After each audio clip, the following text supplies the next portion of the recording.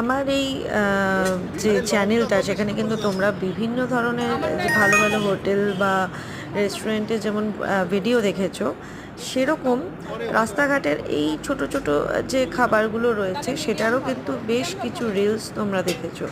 আমি যেখানেই ঘুরতে যাই না কেন, আমি রাস্তা থেকে যেটাই খাচ্ছি, ঝালমুড়ি বলো, ফুচকা বলো, বা যে ধরনের চাট যেগুলো অ্যাভেলেবেল থাকে, তো সবসময় ক্যাপচার করার চেষ্টা করি, কারণ ফুড আমার একটা অন্যরকম দুর্বলতার জায়গা।